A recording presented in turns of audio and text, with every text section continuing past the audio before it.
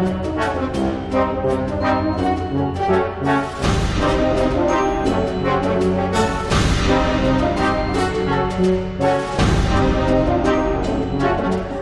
welcome to the Paranormal Peep Show with myself, Neil Geddes-Ward, and fellow presenter Andrew Chaplin. Hello Andy, how are you today? Yeah, not bad, Neil. Finally, we've got some good weather in England. I know, absolutely. It's been like Arctic conditions this past week and a half, and everyone's been putting their coats back on and their jumpers and everything like that. And I've even seen people with scarves and things, and I kept thinking, are we back in February? So suddenly, the sun has come out, and I'm feeling all hot, and it's really weird. I don't know if that's climate change or just dodgy weather. Well, it's funny you should mention climate change, because weren't we told by the scientists of the whole climate change thing that with global warming, all the water would evaporate, go into the atmosphere, and then England would be absolutely soggy and wet for a longer period? This is the driest April on record. Yeah, we're actually in May, by the way. Well, but this year's April has been the driest April on record. Yes. And we are in May and we've still not had any rain. So, but there are parts of the UK that get torrential downpours all the year through. And one of those counties I've actually stayed and spent a lot of time there is Devon, actually. And our guests that are talking to us tonight are actually on the line from Devon. So we can actually ask them, is Devon rainy at the moment? So can I welcome tonight's guests, Richard Freeman and Jacky Tonks, who are both cryptozoologists. And I'm sure they can explain that to our listeners, because it's a very big word and I only learnt it this week. Hello, Richard, and hello, Jacky. Welcome to the Paranormal Peep Show. We're fine, thank you. So first of all, let's just clear up the matter. Has it been raining at all in Devon? No, today. It's been nice. Lovely stuff. Lovely stuff. But is it traditionally known as, it's always called the rainy county, is that right? I think Cumbria is actually supposed to be the most rainy county. And yeah, I mean, it can do, but yeah, Dartmoor is very rainy, but other bits aren't too bad. Yeah. Right, because my auntie used to have a camping site in Devon, and I stayed there, and literally the whole week we stayed there, it poured with rain. It always seems to be, as soon as you want to go camping, the rain gods come out and just cast evil spells on you that week, don't they? It's but there we go. Anyway, so anyway, welcome to the Paranormal Show with Andrew and myself. Now, we talk to all sorts of different people, ranging from people that are into ghost hunting and fairies and UFOs and that kind of thing.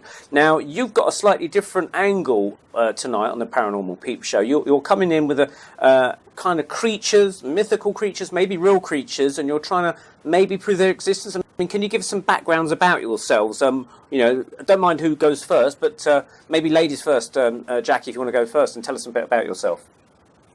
Well, I think I was first influenced by Arthur C. Clarke, Mysterious World programs in the 70s and early 80s. I remember seeing the iconic Patterson and Gimlin film with Bigfoot, and I think that got me interested, but I didn't sort of really get into it until a really rather paranormal in itself strange encounter with Richard, which was 10:20 on a Saturday evening one night. Is he one of the cryptozoological creatures that you were investigating? Yeah, well, he almost was, actually, yeah. I was reading the Fortean Times magazine, which I don't know whether people know is a magazine all about cryptozoology and paranormal phenomena. And I just got to the end of an article on the Mongolian death worm. And I looked at the photo of the guy in the end. I thought, oh, he looks a bit hard, Anyway, Richard's laughing here. I thought, better walk my dog. So I walked to the end of my street, which is right near St David's Station in Exeter, across the road. And suddenly, the guy whose picture I'd just looked at walked past me. And I did this double take and I said, excuse me, are you Richard? And he spun round and looked at me a bit cautiously because it was quite late at night. I said, yes, I am. And I said, do you write for the Fortean Times? He goes, yes, I do. I said, oh my God, I've just seen your photograph I've just been reading your article in the house.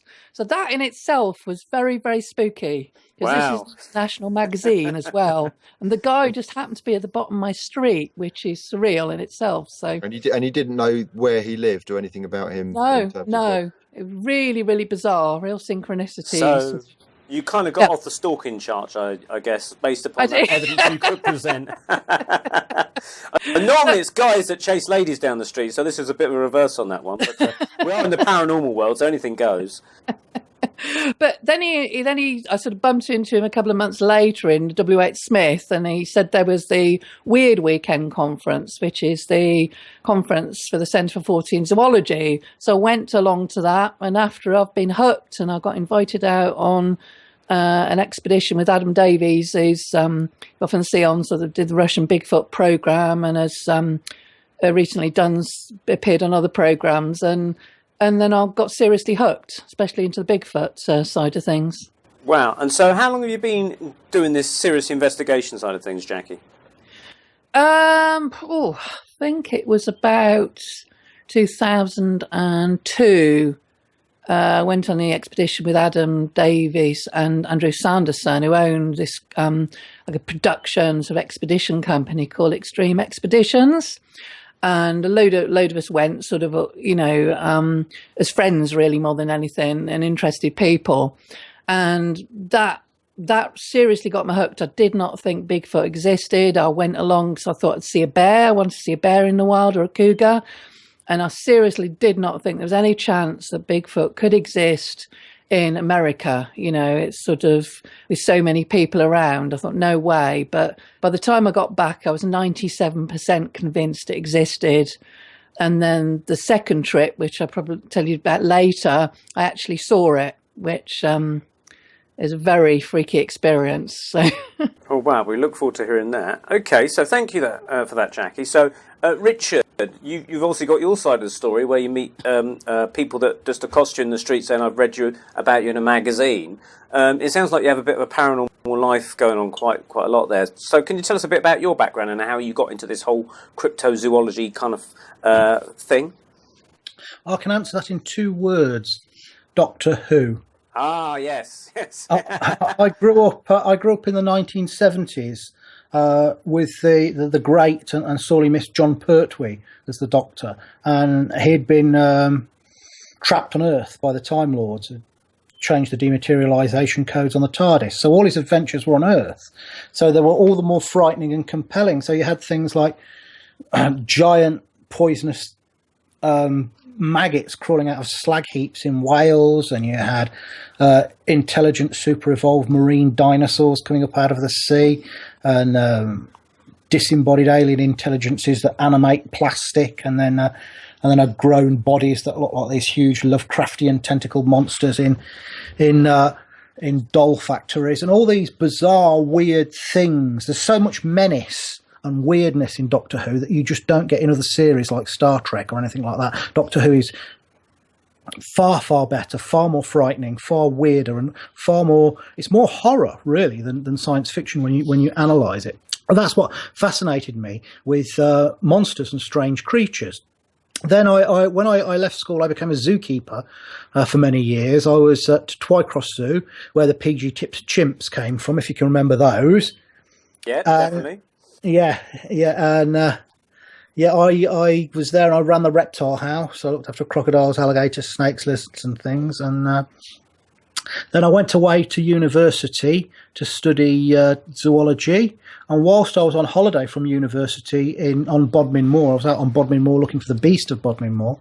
One day I slipped into the sadly now defunct Potter's Museum of Curiosities, which was this museum where they had strange dioramas. They were all stuffed by this eccentric man called Walter Potter, and he stuffed squirrels having duels and kittens getting married and frogs at school and guinea pigs playing cricket. And he also collected bizarre heterogeneous things, like he would have a Maori axe next to them, a model of a church made entirely out of bird feathers next to the head of a man-eating crocodile from India. And it's a fantastic museum. Sadly, it was broken up and sold off a few years ago. But whilst I was there, I came across this little magazine in the foyer called Animals and Men, and I picked it up to have a look at, and it wasn't as rude as it sounded. And it was all about cryptozoology, and it was edited by this guy called John Downes, who's the head of this outfit called the Centre for Fortean Zoology, which hadn't long been in existence. I started writing to them. I became the Yorkshire rep. at the time. And then when I finished at university, I came down and joined the CFZ full time. And the rest, as they say, is history. Since then, I've been all around the world on every continent except Antarctica, hunting creatures like the Tasmanian wolf, the Mongolian death worm, the yeti, the almasty, the orang pendek, the giant anaconda, and many, many more. Wow, that's a bit of a long list of strange creatures that I've never heard of, apart from one or two. Andy, have you ever heard of any of these creatures from that list?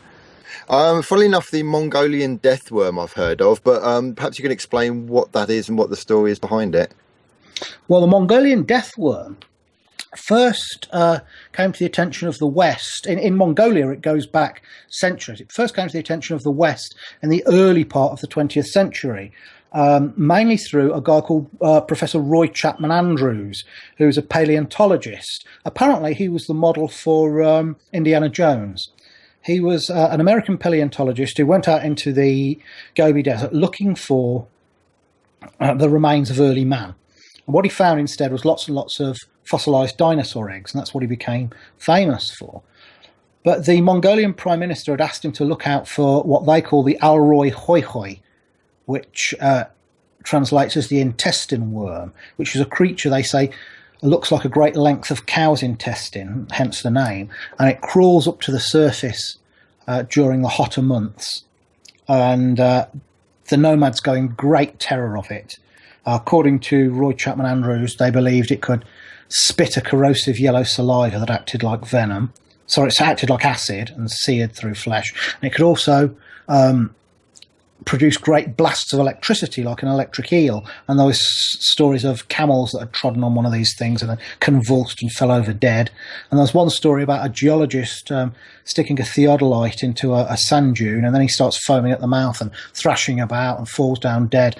And his colleagues see this red worm-like creature slithering off into the sand. That was the story.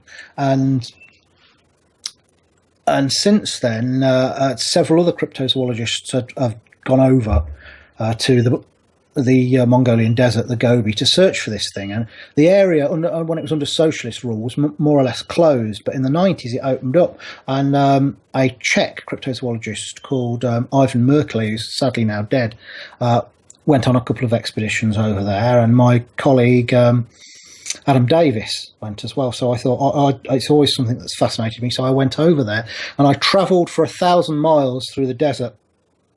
And it's the most bizarre place you've ever seen. Some of it looks like traditional sandy desert. Other parts look like giant cat litter trays stretching off into infinity. There's one area where there's all chips of mica, so it's all shiny and reflective. They call it the mirror. Other parts look like Mordor from Lord of the Rings. Other parts look like the surface of the moon or the surface of Mars, all red. A wonderful, alien, strange place. And I talked to many, many people who'd seen the death worm, some within the last 12 months, and an old guy who'd seen it in the 1930s when he was a boy, and people are petrified of it. They grow in very great terror, and they describe an animal that's sort of sausage or salami-shaped, scaly, sort of a brick red colour. Hard to tell the head from the tail, blunt at both ends. Most people just saw it lying in the sand, and one guy told me he saw it as a kid when he was tending the family's camels and goats. He told his parents, and they packed up the gur, the circular tent that the nomads had, got all their livestock and went out of the area. They were so terrified.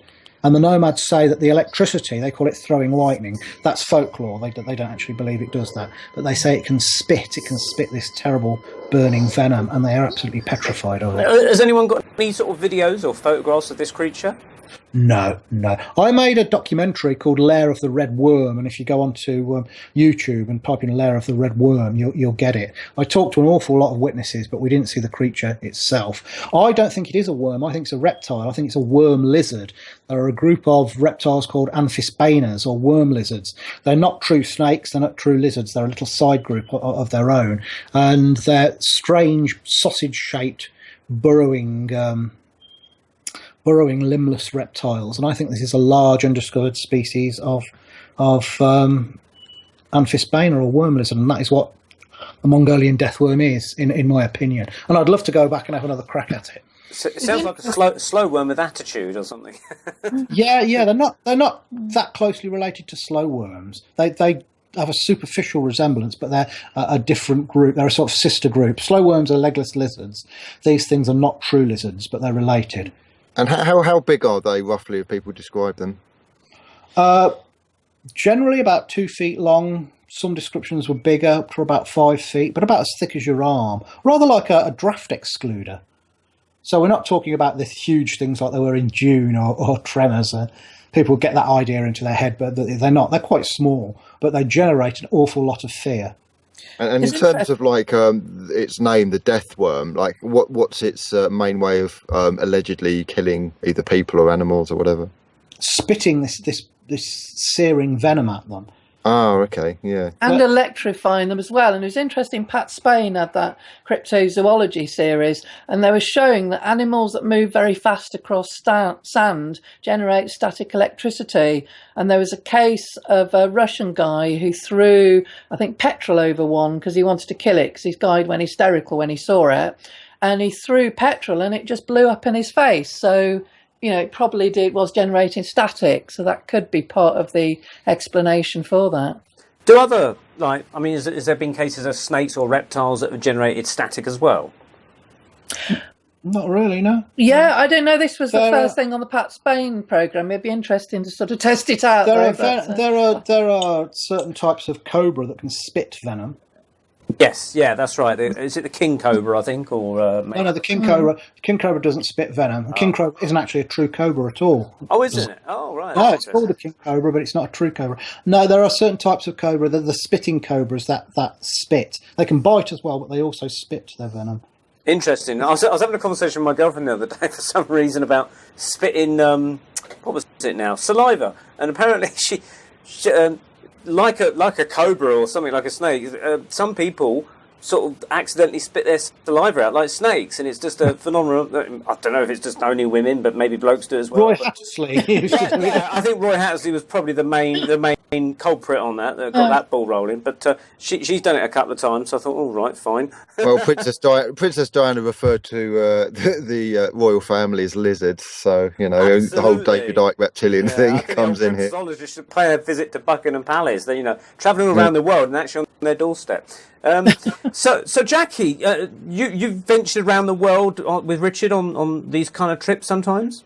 I've never been with Richard yet. We're going, the first trip we're going to go on is Russia in July to the Caucasus Mountains looking for the Almas, which is the Russian Yeti. It's not like the Himalayan Yeti, which is rather large. And that's more like an ape. We think, but this one is possibly an offshoot of Homo erectus.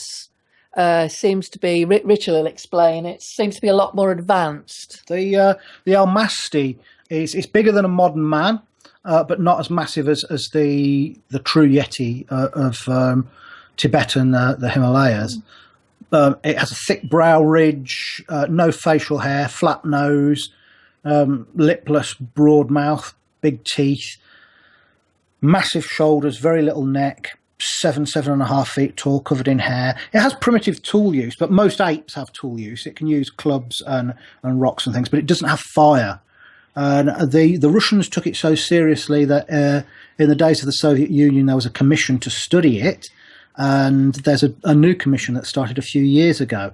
And I was over there in 2008 with some Ukrainian scientists, and both of whom had seen this creature. And I believe I may have got to within 12 feet of one when it was prowling around outside of an abandoned farmhouse at 2:30 in the morning.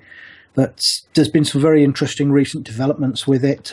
Professor Brian Sykes, one of the world's leading geneticists, has looked into these creatures, and he's got some mitochondrial DNA from the tooth of a man who died in the 1950s, who was supposedly a hybrid between a female Almasti and a modern human being.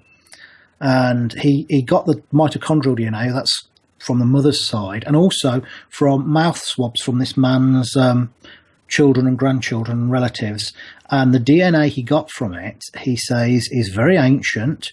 It's sub-Saharan African. It comes from West Africa rather than East Africa. whatever these things were, he reckoned they would have been leaving Africa about 150,000 years ago, and he reckons they're pre-human. So we're dealing with possibly a very early offshoot of Homo erectus, or maybe even Homo habilis, but very big, very powerful, very primitive, but a relative of one of the ancestors of man rather than a true ape. The Yeti, we think, may be a surviving form of Gigantopithecus, a giant ape, which is known from the fossil records. Its jaws and teeth have been found in China and Vietnam, and it seems to have been considerably bigger than a mountain gorilla, maybe as much as 10 feet tall. And we think that this is what the Yeti possibly is. But the Almasti is much more man-like. So now this story of the Almasti in Russia, if I get my facts right, I first remember reading about this story on, who is it now, Lloyd Pye's book, Everything You Know Is Wrong, or something I think it's called, which he goes into a lot of the things about the hominids, and he talks a lot about the, I forget what it was now, the work of the planet. The planet. Boris Brezhnev? Sorry, say that again? Was it Boris Brezhnev? No, I forget his name now. It's a guy that's talking about the aliens coming back in a kind of cycle on their planet, and they basically genetically modified well, I think the story goes, they genetically modified Homo whatever, to produce slave workers, which became man. And these are either offshoots of that or the last surviving members of that race or something of the Neanderthals or whatever you want to call it, And so he was suggesting in the book, or so the story goes, at least as far as I can recall, that this was maybe caught in Russia and sold to different people throughout the years, and guys in the local village would go and have sex with this female Sasquatch or Almasti, whatever, and this is where the offshoot of the offspring came from. And as Lloyd Pye said, who'd want to go and do that? I mean, she was as ugly enough to make a train take a dirt track, Yeah, well, that's the mention of aliens and stuff just makes my heart sink. This is drivel. It has nothing to do with cryptozoology. It has nothing to do with the Almasti. It's just unnecessary nonsense. This animal it's a relative of one of the ancestors of man. There's nothing to do with alien manipulation there. That's a silly fantasy from people who don't understand zoology or paleontology. Now, Zaina, she was called Zaina. Her name was Zaina. She was caught in the Caucasus Mountains in 1850. She was captured, and she was very wild and savage when they first caught her. She was about 6'9", covered with reddish black hair, black skin, very ape-like, ugly face. But she was kept on a farm, and eventually she tamed down. Never learned to talk, but she would do menial tasks around the farm. And when she wasn't doing this, she'd be banging flints together, which suggests she was trying to make some sort of a primitive flint axe. She was very fond of liquor, and if she could get hold of liquor, she would just drink and drink and drink until she was insensible. And in that condition, several of the local men, who must have been terribly desperate, had sex with her while she was unconscious. Right. And she had a number of hybrid children. The first few she tried to wash in a river, and they died of shock because they weren't full-blooded Almasti. The others were then later taken in by the local people and raised as by the local villagers. And they took after their father in that they didn't have the ape-like look of the mother, but they were tall, swarthy, and very, very strong. And the last of them, a man called Quit, died in 1953. Zaina herself died in about 1890. So we got the Quit's skull was found. His grave marker was found. His skull was taken. It was at the Darwin Museum in Moscow for many years until a guy called Igor Burtsev brought it, and he gave some of the teeth to Brian Sykes, and Sykes got some of the swabs off Quit's living blood relatives, and that's how he got this DNA. So did they never actually go back to the original grave of Zaina? They lost it. They don't know where Zaina's grave is. There is a skull that's alleged to be Zaina's, but it's only from the general area. It wasn't found with a grave marker like Quit's was, and a lot of my friends from Russia and the Ukraine think this is a red herring. It isn't actually Zaina at all. It's just a slightly deformed modern human skull. Right. Okay. So you're both going back to Russia now to track these creatures as far as you can down. And have you got any? Like, has anyone tipped you off that there's been sightings in certain areas that you're heading out to? Well, we go with a Ukrainian biologist who's actually seen one of these things from very close up. His name's Gregory Panchenko. And he's saying, yes, there have been recent sightings, and we've got an itinerary of the places we're going to do where there's been recent sightings. Right, okay. And so, Jacky, you've seen these things before close up, though, is that right? Or Sasquatches, or...? Yeah, the second expedition I went on looking for Bigfoot, be about 2-3 years ago now. Went with somebody I call my mentor now, Tom Contral, who's been Bigfooting for, I think, 45 years now. And we were in Northern California, and at the time we didn't realize when we were driving, we're actually 2.5 miles from where the famous Patty, walking across the creek shot was taken. And it was 3:40 in the afternoon. It was quite light. Now, a lot of Bigfoot or Sasquatch, as they can be called, are seen in the dark. People see them in twilight or in the dark. They just get a silhouette. But we're really lucky it was daylight. And suddenly there'd been a forest fire. So the one side of the road was all burnt out on the right as we're facing, and the left side was still very green trees. And they shot out from the trees, and I'm sort of looking at them, and your brain does a double take because you're used to seeing people, you're not used to seeing Sasquatch. So your brain tries to categorize it in what you know. So I'm looking at these pretty tall guys, what I thought were guys, which looked like they were an all-in-one that was like a blacky slaty grey, like almost black, but almost looked like it got dust on it. And then I could see these domed heads, but I rationalised it was a hood up. And then I'm thinking, God, it must be really killing their feet running on that ground barefoot. Your brain, you just can't perceive what you're seeing. And then I saw them for about 4 or 5 seconds, and they shot into the burnt out tree area. And my friend hadn't had to brake then. And suddenly they were right in front of the car. And they panicked because they obviously couldn't get cover, and they'd come back on the road again. And then they were really at the last minute, they were 15 feet away from the car. I actually pulled my arm up really quick, expecting them to be on my lap any minute. We were so close. And my friend slamming on the brakes. And at that point, they dithered. They didn't know what to do, because originally they were running about 30 miles an hour. And then they dithered for about 1.5 2 seconds. And I thought we're going to hit them. And then I got a really clear view, and you got this really ugly looking face, a proper nose. It wasn't a gorilla nose. It was like a flattened nose, but quite broad, and a very big jawline, very wide mouth, and a very, very big brow ridge. And the eyes were a lot larger than a human's and almost all black. I couldn't see much white at all. And they were, so the skin was quite sort of dark, like a very dark olive. And the shoulders, I just remember thinking, my brain was still rationalising they were people. So I thought they've got one of these all-in-one throwaway overalls like mechanics have, those sort of semi-paper material overalls. And it almost looked like they got, I was still rationalising, thinking those shoulders are massive. They must have like a rucksack underneath across the shoulders, which makes less sense than them being Sasquatch, really. And I just remember thinking, God, they're ugly, really ugly blokes. And they were acting like spooked animals, not like a human. They were sort of freaking out, but they weren't, they looked at us, but there was also avoiding of eye contact. And I thought, ooh, that's really bizarre behaviour. And then my friend carried on driving. He said, oh, you're lucky, aren't you? God, you've seen one. And I said, what do you mean? And he said, what are you here looking for? And I said, Bigfoot. And he said, you've just seen them. And I'm going, I can't have. And for 2 days, I was in complete denial. My brain couldn't cope. And then on the end of the second day, I just went into shock and couldn't stop shaking for about 2 hours and just going, oh, my God, I've seen Bigfoot, quite bizarre. So how many of them did you see in one go?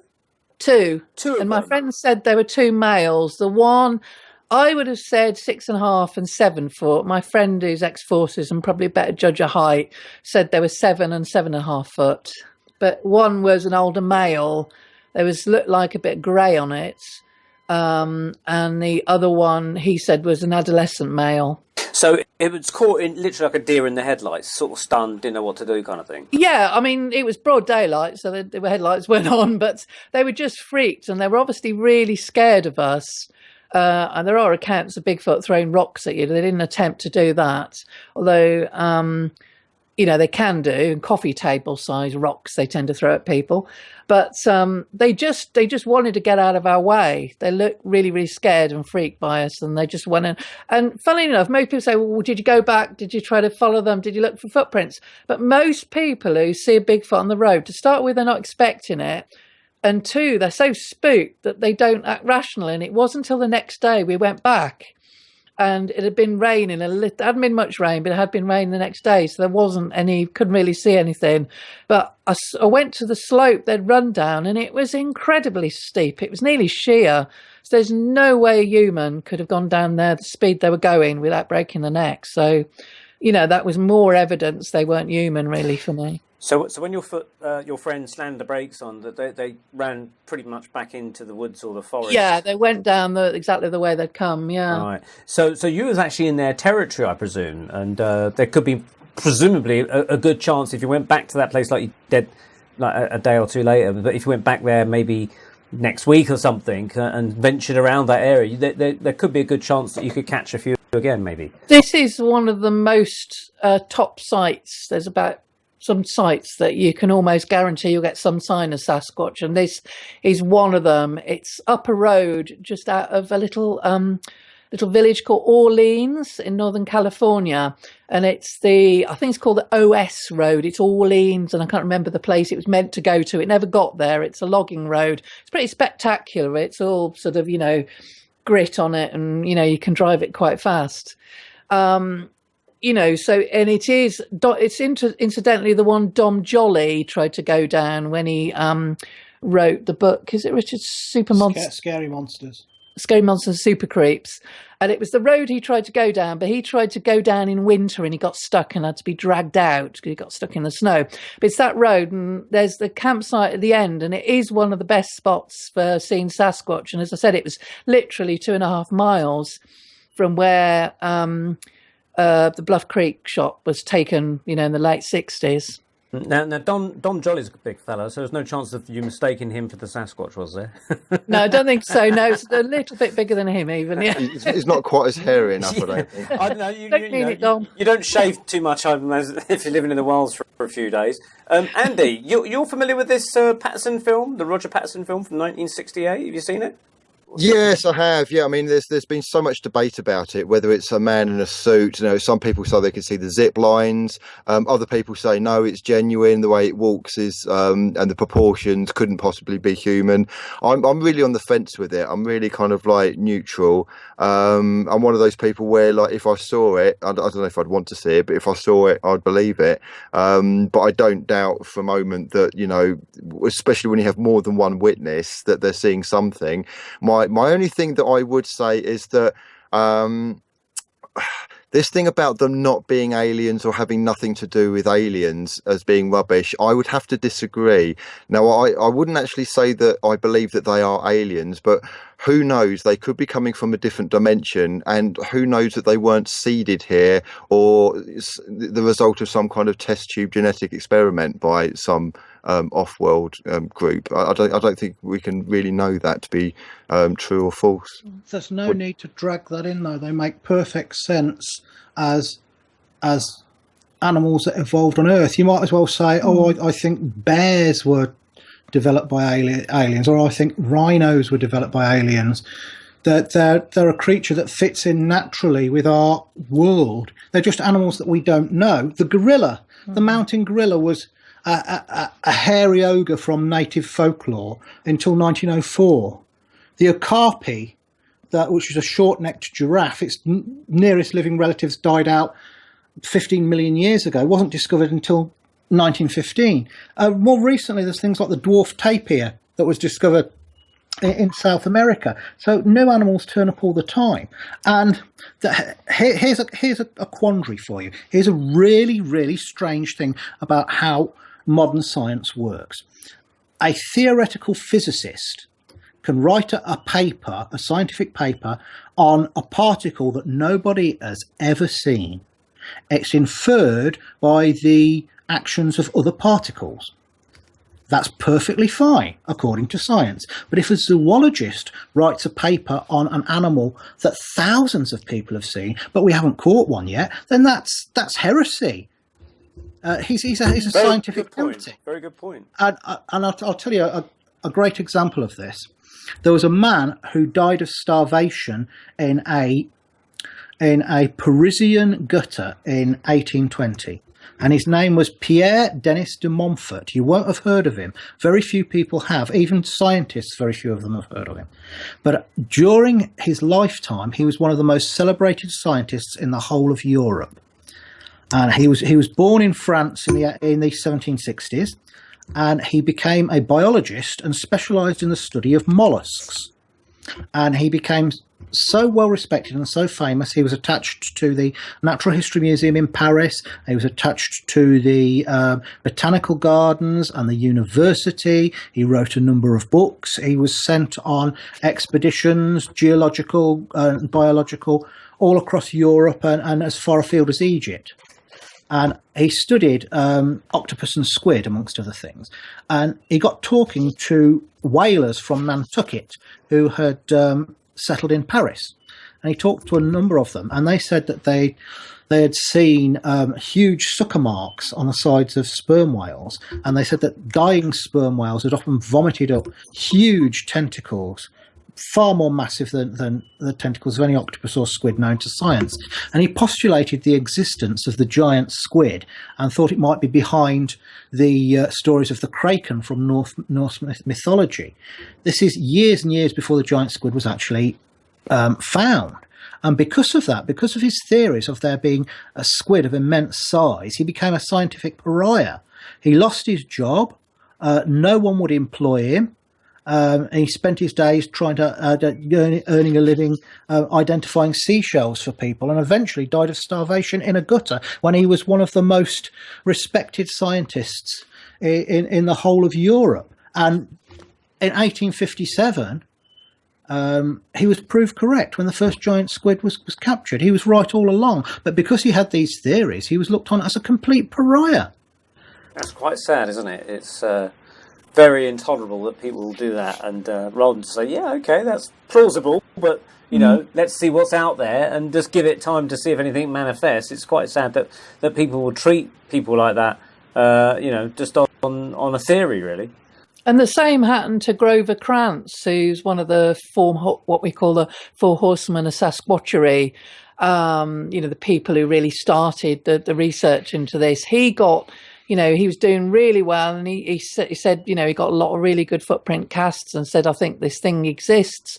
And he, again, was demonised, and he could only get a position after that in quite a menial university when, he would have had, really high status university. So, it is a shame. And I think in America, I'll go back to the Patterson Gimlin film in a minute, but, that there's a lot of things against this, partly because of the very strong Christian views, because if it's accepted there's hominids, it will challenge the whole creationist idea. And also an awful lot of America has investments, a lot of politicians have investments in logging. And if it's found to be a rare hominid or ape in the forest, they will have to stop logging in the area. And this happened, I think, was it a long-eared owl, Richard, or spotted owl? Spotted owl. It was discovered in Oregon, and literally they lost, I think it was billions to the economy. It was a ridiculous amount. And, people were nearly starving because they couldn't log in the area. So it is a really sensitive point. It's interesting, yeah. It's something that most people don't actually take into consideration. I do remember reading about the panda bear being a kind of mythical creature for quite a long time. No one believed it existed until this, I forget the name of the lady, I think it's a British lady, went out to deep China and took some guides with her and actually went in, and I'm not sure if she brought one back dead or alive, but she certainly came back with her and proved that, in fact, the panda was really as real as the myths were suggesting, and that was only 100 years ago. When was this? 100 years ago, yeah, then? Roughly. It was, I believe, if memory serves, it was Theodore Roosevelt's son and they found one that was hibernating and shot it while it was hibernating and brought it back. Ah, okay. I thought it was a lady, and I thought it was a British lady, so I might be getting my wires. She might have brought the first live one back. Ah, okay. That Yeah, might, she might did. understand it. Yeah. So, back to the Patterson film then, Jacky. So, what's your point of view on that?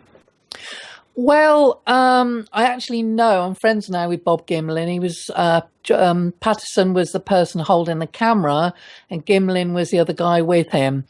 And I met Bob. I'm friends with him now. And my friend Tom Cantrell, who's very close friends with Bob, said, you'll know within 10 minutes this guy did not fake it. And he's very true, because Bob is such a genuine man. Is very religious man, very, very honest, very, very transparent. When you ask him about Patty, he'll say, oh, well, it could have been set up by, Patterson, but I don't think I was. We were tracking it for 3 days. It looked real. He's very open to discussing it. He'll admit to you that, this was over 40 years ago. His memory could be distorted, but, he said what he saw looked very much like a real animal. And there's also interesting Bill Munns, who's the Hollywood guy. He's a film expert. He's also the one who's involved in doing the costume for Harry and the Hendersons, the Bigfoot movie. He was asked to analyse the Patterson and Gimlin film, and he was a skeptic to start with. When he was asked to analyse this film, suddenly said, oh my God, this thing is definitely real. And one of the reasons he gave was, one of the big reasons was the way it moved, and two, there was no stretch fabric in those days. Even Planet of the Apes, it wasn't stretch fabric. They were quite rigid fabrics. They didn't have stretch fabrics. And he said, you can see a stretch. So it would have been completely impossible. And I know I can't remember the name of the guy who created the model, the costumes for Planet of the Apes. He was asked, had it been him who'd done it? Because there was one theory that he'd made the Patty costume, and he said, I'm good, but I'm not that good. And there's other things as well. You can actually see on one of the legs, you can see tendon damage. Now, it's not the sort of thing you would have thought they would have put in, and also it's a female Bigfoot. Now, it's a real macho culture in those days. You're going to have a monster. You're not going to have a female one with breasts. You're going to have a big macho male one with a lot of muscles. Exactly the same thing, actually, because, other people say, oh, it's fake. And I said, look, why would you go to the extent of having to fake breasts on a costume if it's easier to make a male costume, like a gorilla suit with a bit of extra hair or something? And that's always stuck with me, the fact that, it is definitely a female. It's been identified as a potential female by various people. And like you say, I've seen documentaries where they got like 5 or 6 scientists or whatever in a room, and they kind of did CGI computer breakdowns of its movement, as you're saying, and the walk or the gait of it was very, very... It showed that it had a lot of weight to it as it was walking, and it was the way it was swinging its arms or something. I can't remember the whole thing, but they said that the walk was just too not human enough, for a human to be faking. I think that was the documentary. Was it Sasquatch, where Myth Meets Science, isn't it? The one with Jeff Meldrum in it, Professor Jeff Meldrum. And it's an amazing documentary, that really, really good. And there's also a book that goes with it that gives more detail. But there's the guy who reckoned he was in the suit. I've spoken to people about him who's met him. He's well known for being a compulsive liar, and unfortunately has done lie detector tests, but compulsive liars can pass lie detector tests very easily. They don't give any markers for anxiety, so they don't pick up the lies at all. So it can be very convincing. And he's been examined. His profile has been matched over Patty's, and his torso is far too short.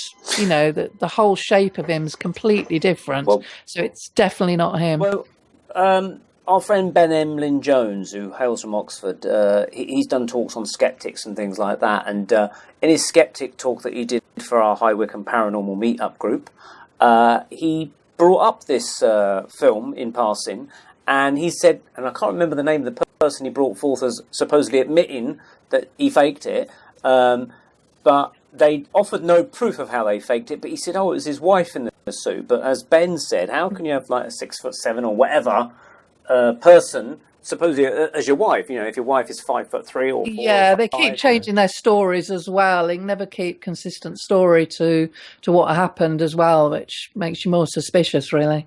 The film, I mean, even based on the fact that of what the creature's doing in the film, where it gets spotted and there's a lot of camera shake, because I think presumably the story goes they jump off their horses and he runs towards it with his... Well, Patterson, his horse actually freaked, and I think it partly fell on him or something. He had to drag his leg from under the horse, I think, and then something like that. I know the horse he had to drag himself from the horse, and then he had to grab the camera. And I mean, when I saw that, you know, it's sort of most people say when they see a Bigfoot, they're shaking all over. Okay, they were looking for it, but you're not going to be able to hold a camera still, you know. And there's old cameras, you had to keep them really, really still. And the excitement, you know, must have been phenomenal to actually see it. So, you know, you haven't got the sort of lens stabilization systems like you have nowadays. So, you know, it wouldn't have been that good a shot. You know? Yeah, I mean, it was actually sort of heading off away from them. And then looked back, and I remember a description being given saying it had a look of disgust on its face or something, like, "Oh, you've really peed me off today because you've come into my territory and I was having a drink of water or something by the river," and it looked really peed off. And it obviously didn't threaten them because it walked away, but it was the fact that it walked away, and rather than if you're going to fake it, you would think, okay, come out and beat your chest or throw a rock at us or something. It didn't do any of that, which does suggest to me that it was a real creature of sorts. You would have had a better shot of it, and I think, you know, that era of filmmaking and television, you know, they did things very elaborately, as you said. I think it would have been, they would have made a lot more of it if it had been faked. I agree with that. Yeah, and there's obviously now with the age of video, there's a lot of people going around various locations and things and trying to capture Sasquatches, Bigfoot, and all that kind of stuff. And I've seen a lot of other potential videos. I'm sure you have too. I mean, what's your opinion on these other videos that have surfaced over the years? Trouble is, people are using the wrong camera gear. They're often using small, you know, cheap camcorders that have only got automatic focus, which can't cope with trees because, you know, it keeps sort of going backwards and forwards trying to get the focus. And they're absolutely hopeless to use in a tree area. I mean, you need a manual focus, but I think as well, you know, and often it's sort of dark, so you're not, you know, and you'd have to have a manual focus that's really good in low light. You know, there's things like the C100 now. I think there's a C300 as well. You know, a Canon one that's got amazing low light, you know, and you can do manual. So things like that. But these action cams are really good because they can cope with the movements, you know, and night vision as well. But the thing is, you know, it's like when we saw, I mean, I'd got really bad luck when I saw them because I'd ordered a new camcorder that had a really good zoom on it. But sadly, I found that the replacement battery from Panasonic was almost as expensive as the camera. So I'd sent to Germany for a replacement, you know, cheaper replacement, and they sent the wrong one, and that arrived a day before I was flying out to America. So the day I saw them was the charging day, not the day when I had the camera on, which was a really bad luck. So now when I go along, I've got like action cams on every front, back, the lot, you know, but it's the fact is though, most people say they're so freaked when they see it that they either drop their camera or they can't film while they're handshaking so much because they are, you know, if I was out the car, I would have been terrified. They're pretty massive, you know.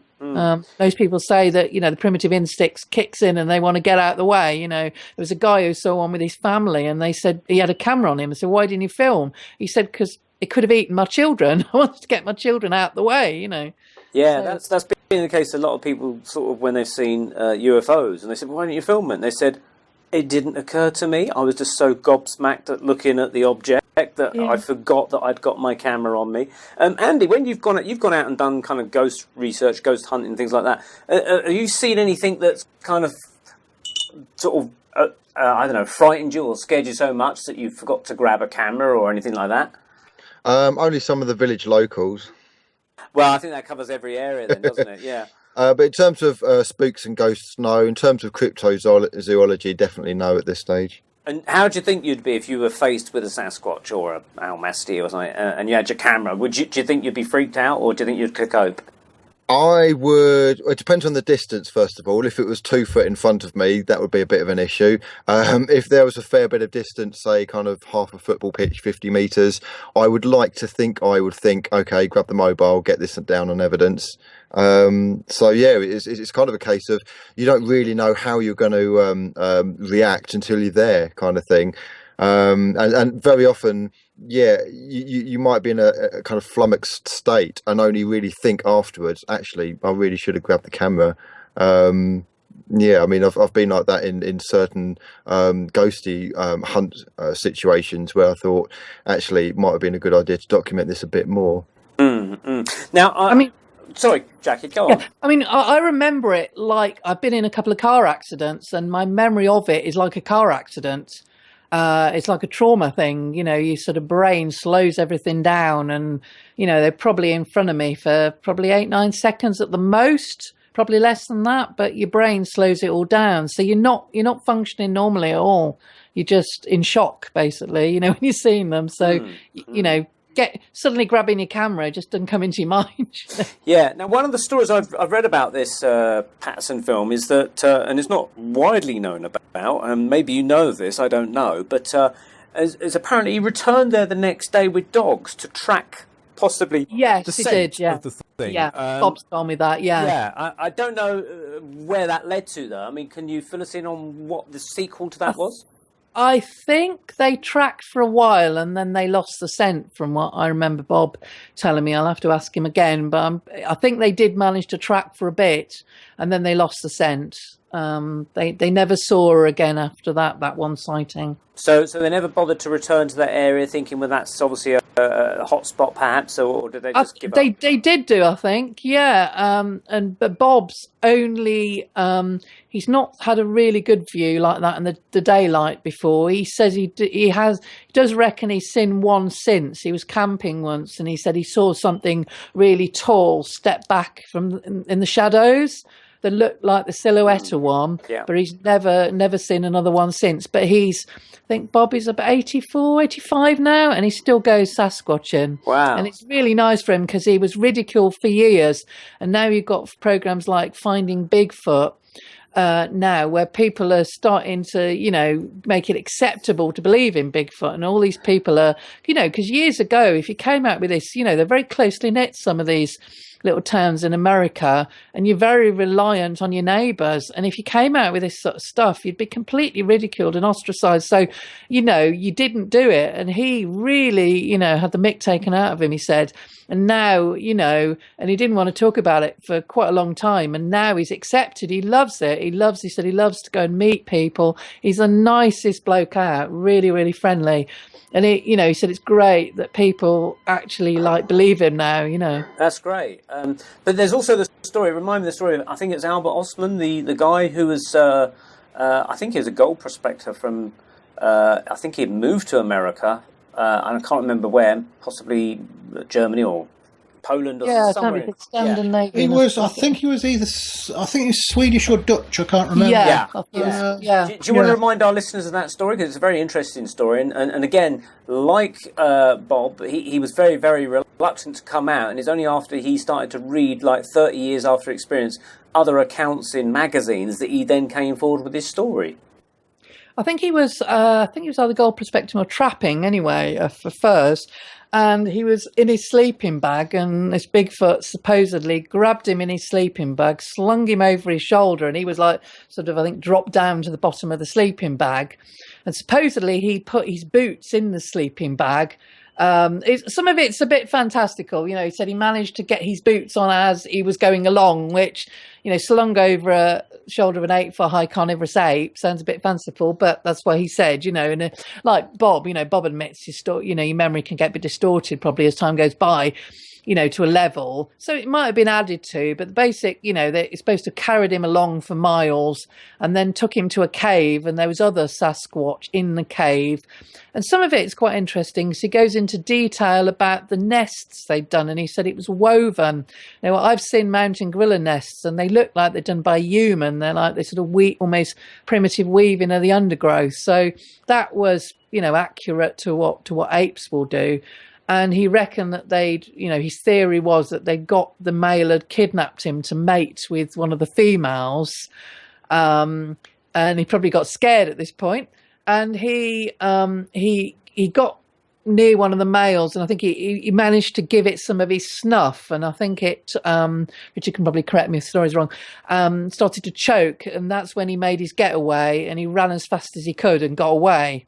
But I think they kept him there for a couple of days, supposedly. That's what I read. Yeah, there was like some a boy and a girl Sasquatch, presumably the members of the family, and he was kept there for about 6 days, 4 days, something like that. Yeah, so I think they fed him as well on berries. Yeah, he got a good amount of observational kind of evidence, I suppose, and.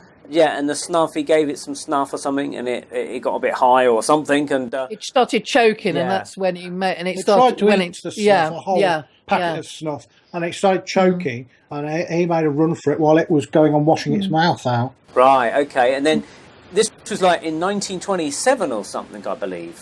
Something like that. Yeah. Mid-20s. So he didn't tell anyone for at least 30 years until one day he read an article about someone else spotting a Sasquatch or Bigfoot in a magazine. So he decided to come forward with his story and told, I think it was like a sheriff or something of wherever state he was in, who listened to his story, and he kind of said, I've never met such an honest guy in all my life, and I've seen criminals lie on everyone. And this guy's story just comes across as true as anything, and he believed he was making an honest statement, although he couldn't obviously provide physical proof in the way of photographs or anything, because he obviously wasn't expecting to encounter such a thing.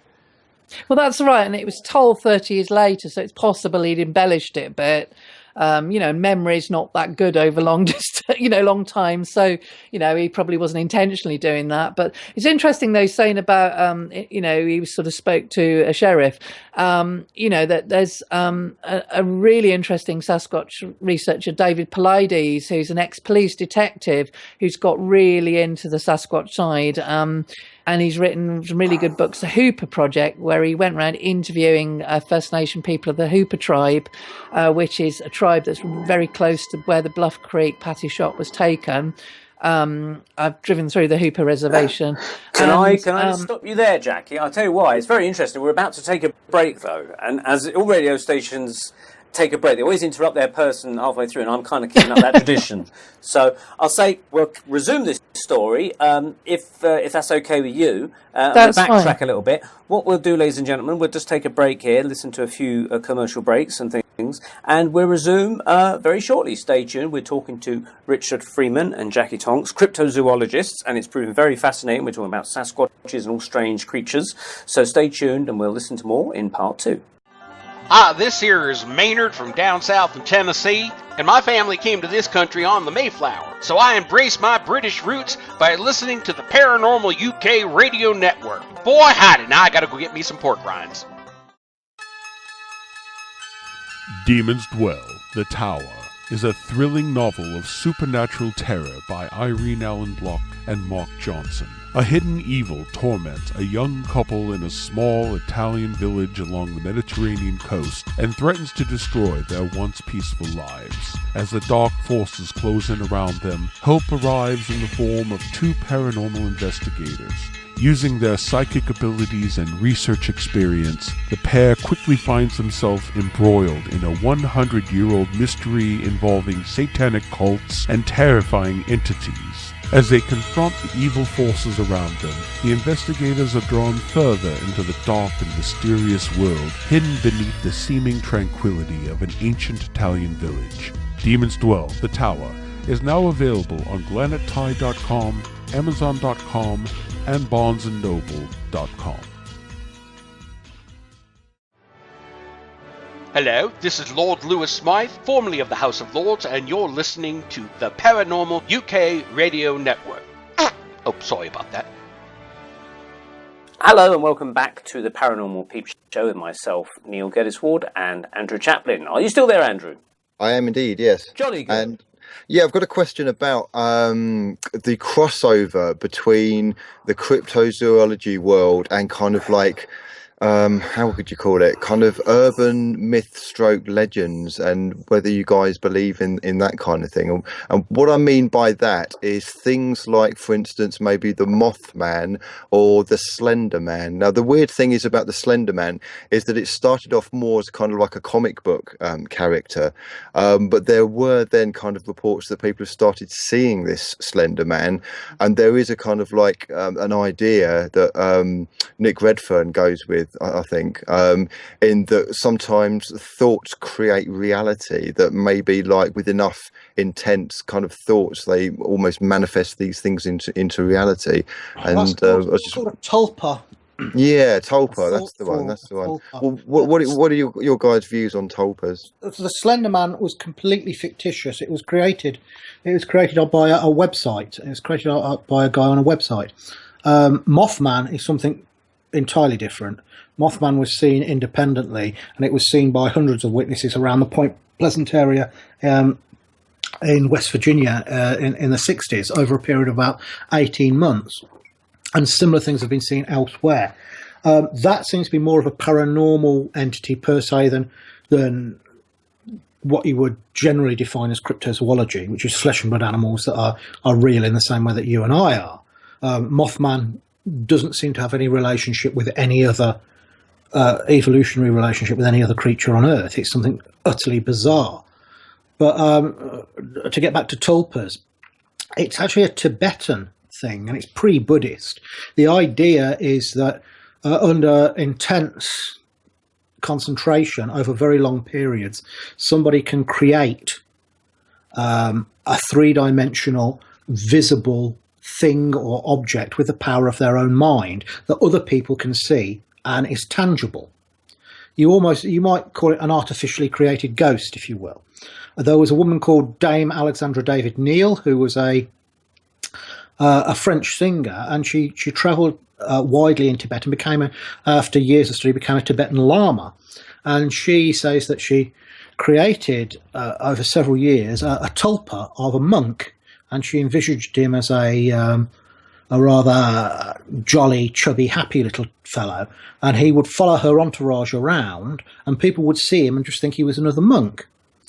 After a bit, he got a sort of slender, sly look to him, and she realised that he was becoming independent, and he was fighting for his independence. So she had to concentrate just as hard to dissipate the tulpa as she did to create it in the first place. I've experimented with tulpa creation myself with some success. So the mechanism by how it works, I don't know. But it seems... So when you say some success, can you elaborate on what it is that you created and how you did it? I created the tulpa of a huge spider in a cellar in my student digs in Leeds. So was that kind of like a meditation process that you did beforehand, or how did you do that? Well, it started out with a party. I threw a party, being a student. This is years and years ago.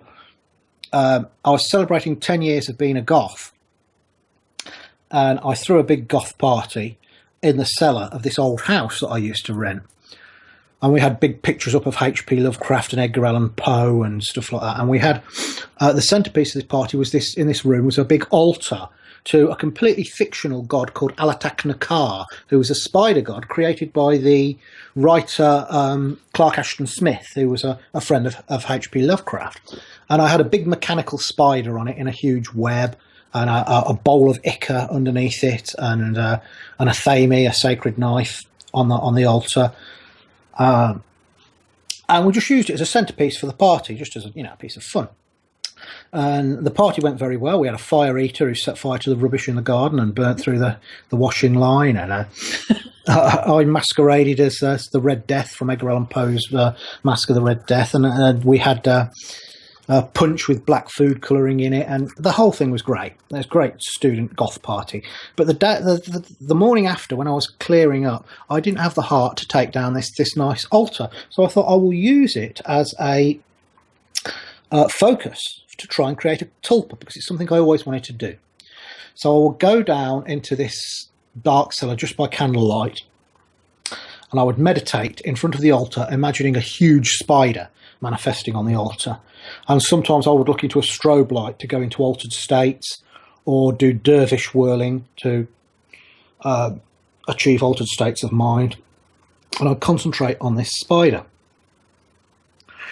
And I was doing it for several months, and then one day I opened the cellar door. Before I switched the light on or lit any candles or anything, I had an image of a huge white spider against the back wall, but it seemed to be two-dimensional, rather like a negative photograph. And then it sort of faded away, and I thought, goodness me, am I just imagining that? And then a few days later, I saw it again, but this time it was on the stairs down to the cellar, so it was outside of the room where I was performing these rituals. One of your friends saw it as well, didn't he? No, not quite. That's Steve. I'll tell you about that. Yeah. I thought maybe there is something to this. So then I had to go away for the holidays, for the summer holidays, and I was worried that because I wasn't doing these rituals and feeding the tulpa with mental energy, it would fade away. But I came back from my holidays to find a whole load of weird spider stuff had been going down while I was away. There'd been, across Leeds and Wakefield, there'd been a plague of enormous spiders, and people were catching these and taking them to the authorities, thinking that they were giant tropical spiders, but they were just Tagenaria domestica, the house spider, but they'd grown into an enormous size. And also, a guy who was unpacking some bananas in Morrison's, a warehouse at Morrison's, was attacked by a spider. And he said a wonderful, wonderful line from the news story. He said, I realised to my horror my face was being attacked by a giant spider. This sort of hand-sized spider had jumped out these bananas from South America and bit him on the cheek. And he was taken to the Hospital of Tropical Medicine in Liverpool, and they kept him waiting 6 hours, and they said, oh, if he isn't dead by now, it couldn't have been that venomous. And luckily it turned out to be a huntsman spider, which are big and scary looking, but not terribly venomous. So he tried to sue the banana company, and his lawyer said, frankly, when a man cannot go to his place of work without being attacked by giant spiders, something's very wrong. And the banana company retorted, well, it's his own fault for doing such a dangerous job as unpacking bananas in the first place. But all this had been happening after I'd been doing these spider rituals. So I carried on doing the rituals, and then a friend of mine, Steve Jones, who was actually Britain's first pagan magistrate, who's a witch and a psychic, he claims to be able to go into a house and tell if it's haunted. He went down into the cellar, and he said he could feel something there, but he wasn't really sure what it was. When I switched the lights out, he freaked out because he said he felt like he was being wrapped in webs, and he's a bit of an arachnophobe. Anyway, about a year later, I carried on doing this. I had another party on exactly the same date, but this time I got everybody in on the ritual. I got everybody who was at the party, including a load of girls who were just passing by. And one of the guys there said, "Oi, girls, do you want to come to a party?" And they came in thinking they were going to go to an ordinary party, and found a guy in black robes waving a big sword about, and everybody else chanting the name of this spider in an occult ritual. God knows what they thought of it, but they seemed to have a good time. Anyway, they were all around the altar, all these people chanting the name Alatak Nakar and visualizing this huge spider. And I realized that, when I left this house, when I left university, the power would dissipate unless I left some triggers there. So what I did in my room where I lived, there was a little crawl space. There was a little door about 2.5 feet high by 2.5 feet wide. You could unscrew, and it just led into a little crawl space of about 6 foot long by 3 foot tall by 2.5 foot wide. God knows what it was for, but it was there. So I got an old biscuit tin and filled it full of pseudo-occult junk. I made a fictionalized diary of somebody who finds a ancient spell book and summons up this terrible spider entity and slowly goes insane and gradually goes mad and has these terrible visions. And I put old parchments in there that I'd treated with chemicals to make look old, and I'd written stuff in Latin in them and on stuff I'd copied from H.P. Lovecraft books, sealed them with black wax. Weirdly, when I was walking home from university once, I saw this object bobbing along in the wind towards me, and it stopped exactly at my feet, just stopped, and it was a massive dead spider curled up. So I covered that in black wax, put that in the box, and then I left the box in this crawl space, hoping that someone would find it. And I left and read the diary and get increasingly worried, and then their anxiety would feed the tulpa. I also left the altar room intact with the spider and the altar and everything, but I rigged the light bulbs to explode. So I found out about 18 months after I'd left university from a friend that I used to live with. The guy that got my room after me was a born-again Christian. And he opened up this little door, wondering what was behind it, found the old biscuit tin. What's in here? I opened it up, read the diary with mounting horror, ran down to the dark, dank, foul-smelling cellar, switched the light on. The light bulb had gone boom, and in the flash he'd seen the altar to this completely fictional spider god. Apparently the guy freaked out. The house was exorcised by not one but two priests, and the altar was burnt in the backyard. Result. So, but even by repeating this and getting people to think about it, we're feeding the tulpa, the idea of this spider entity, the tulpa. Now, there's a thing that I could put in here and perhaps interject, is that what if people's intentions or belief in Sasquatch actually manifests them into reality? If there's enough people, think about millions of people believing in Sasquatch. Great point. Great point. I was on an expedition in 2000 and... Oh, no, it was the year 2000, Year of the Dragon. I was looking for a giant crested serpent in the Mekong River called the Naga. And I was making a documentary for the Discovery Channel. And we stopped at a sculpture park. They were getting some general views of these sculptures. And they had sculptures of the Naga, this great serpent. They had... a thing called the Singar, which is supposed to be a spirit lion that lives in the jungle over there, and they had statues of that. It's a sacred creature. And they had the Garuda, which is a bird man, a creature half man, half bird, similar to the Japanese Tengu. And it struck me that they were very similar to things that were reported from Cornwall. In Cornwall, you have Morgar, the sea serpent, that has been seen, since the Victorian times around Falmouth Bay. You have the mystery big cats, like the Beast of Bodmin and stuff. And then you have the Cornish owl man, which is this bizarre, it's not unlike Mothman, this bizarre winged owl-like entity that's been seen by numerous people since the mid-70s around Morne Old Church and the woods around it in Cornwall. And I thought, hang on, why are they seeing the same things there as they are here? So I thought a bit more about it, and I came to the conclusion that there's a global monster template.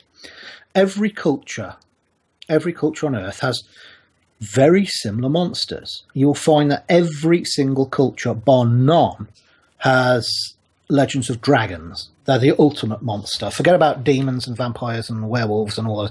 The dragon is the king of the monsters. It's the most ancient monster. It's been traced back to Africa. Before man left Africa, there were legends of these huge reptilian creatures, and they're found in every culture. We have legends of monstrous dogs, werewolves, black dogs, demonic dogs, spirit hounds, big cats all over the world, monstrous birds, the roch, the thunderbird, the Garuda, the Tengu, things like that. We have legends of hair-covered giants, Yeti, Sasquatch, things like that. And we have little people, fairies, goblins, elves. So why should we have all of these things in every culture? And it occurred to me that they're very similar to things that would have been either preying on or being in direct competition with our primitive ancestors, our Australopithecine ancestors, on the plains of East Africa 2-3 million years ago. when the Australopithecines came down out of the trees to exploit a new food source, carrion, on the newly formed savannas, when the forests started to retreat, they would have been preyed on by crocodiles, large pythons, big birds of prey like the martial eagle, leopards and lions, African hunting dogs, and they would have been in competition with other primates. There wasn't just one type of Australopithecine, there were several. Some bigger than our ancestors, some smaller. And there were also other primates like Dinopithecus, which was a huge, immense baboon that lived at the time. So these were all things that would have been in competition with them. Also, have you ever wondered why in a 2-story house, bedrooms are always upstairs, almost always upstairs in a multi-story house? It's because we feel safe in the trees. Our ancestors will climb into the trees at night when they're at a disadvantage, and things like leopards can see better. That's why we associate the dark with evil and so forth. Villains wear black because of our primal fear of the dark. Now, I thought that maybe we carry these ancient fears of all these things that preyed on us subconsciously as a species in a gestalt mind, in a sort of hive mind, if you will, an unconscious hive mind. And if one person can create a tulpa through concentration and ritual, could the collective gestalt mind of humanity bring back these ancient terrors and make them corporeal for a time under certain circumstances? Now, that's not to say that there are not analogues of all of these things that are flesh and blood and real the same way that we are, because I think there are. But some of them may be these phantoms from our own minds that we create as tulpas. Or could it be as well as also the genetic memory stuff about, because people naturally recognise a scuttling thing, they often think it's a spider or a thing that's whittling around as a snake, and that sort of seems to go across all cultures. And when, I can't remember his name, but scientists showed pictures of a fleeting black shape to children in Berlin and children in the Amazon, they both equally judged it as being a big black cat. So there's probably this, genetic, they've definitely shown there is for spiders and snakes a gene that react, our mind reacts. There's a genetic basis to it.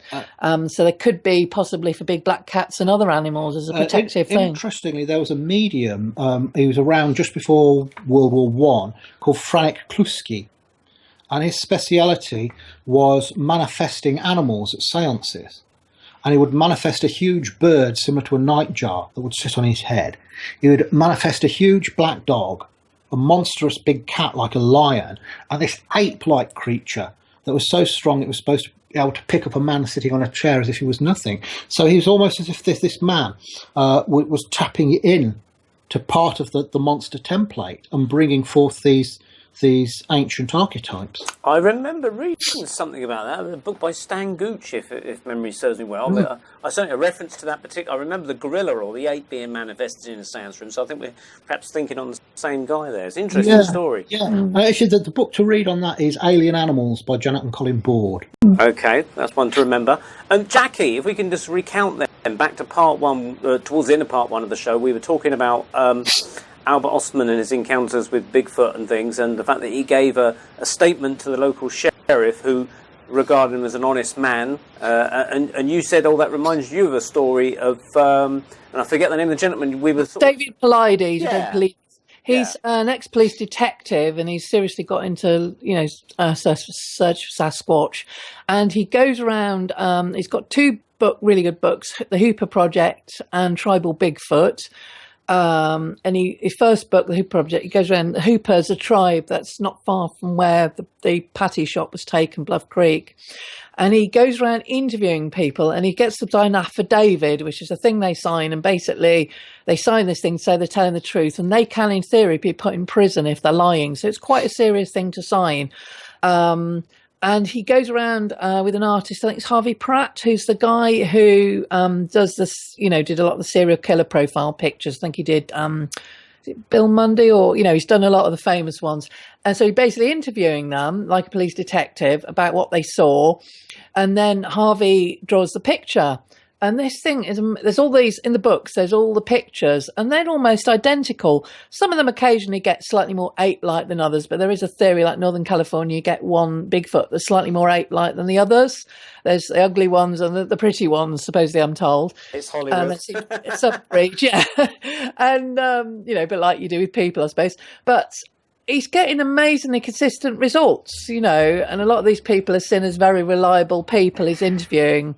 He then goes on to do the is it Missing 411? Missing 411 series about these strange disappearances of people, and there's hints of that. There's little kids saying the big hairy doggy man or the big hairy berry man carried me around on his shoulders and fed me with berries with his hands, and these are often in winter, and the child should have died of hypothermia. They said, they cuddled me at night.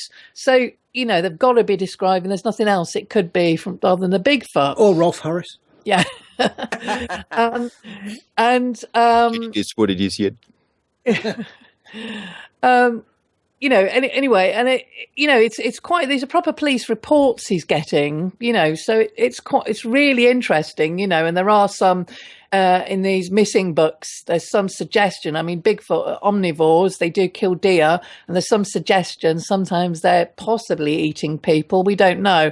I mean, I know people who've got very close contact with them say no, they won't do that, but they are carnivores. We don't know. They're probably like people. There's some nice ones and some less nice ones, but they're very, very, it's very interesting research. But going back to the paranormal stuff, made friends with Toby Johnson, who's got on YouTube Off Track. If you go onto YouTube Off Track, you'll see him with his son Jude.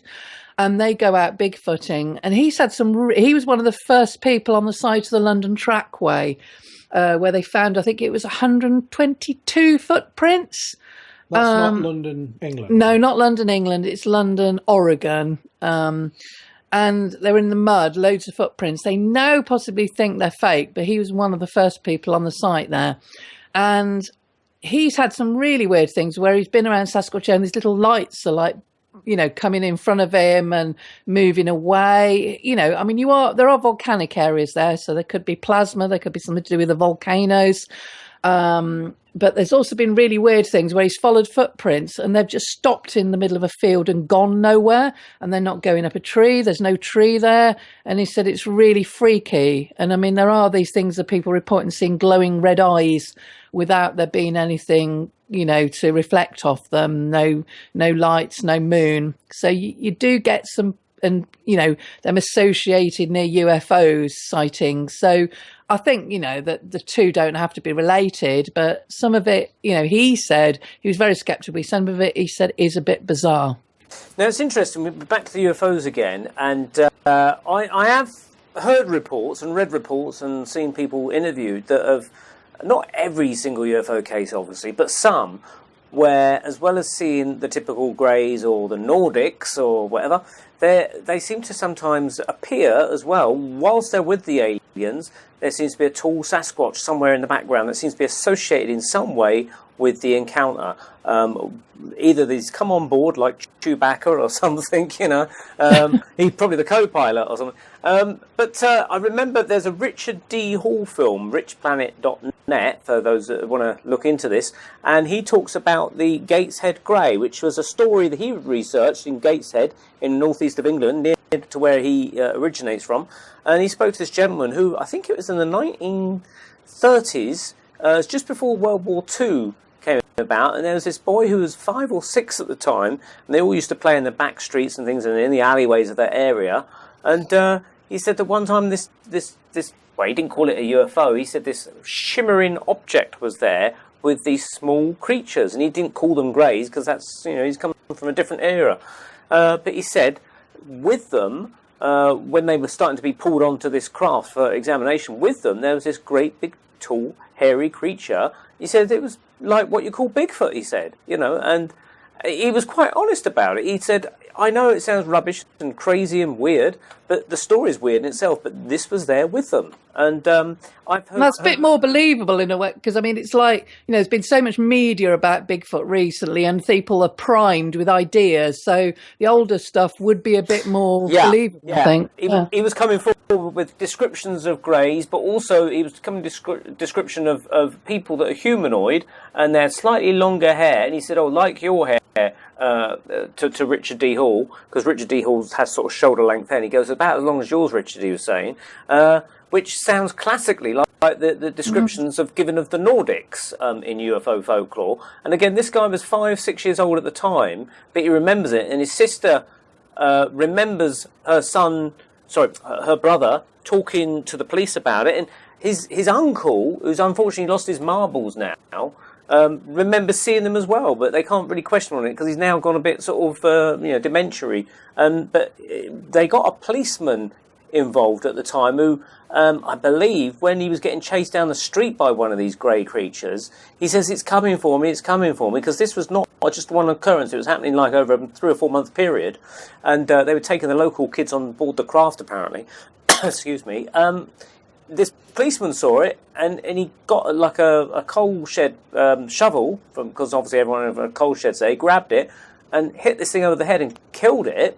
And they hid it in the basement of a church for 3 months until the Ministry of Defence, or whoever it was, the Ministry of whatever, came and collected it. And they were told to tell no one about it, which was a very interesting thing. So I'd recommend anyone interested in greys, aliens and Sasquatches and UFOs to, you find it on YouTube, call it the Gateshead Grey with Richard D. Hall. It's a very, very interesting hour and a half, I think, roughly, of documentary program making about all that kind of stuff. And obviously it's best to watch it directly from them rather than listen to me about it, because I'll probably get my facts wrong, but that's how I remember it, and I'll probably watch it again this evening, actually.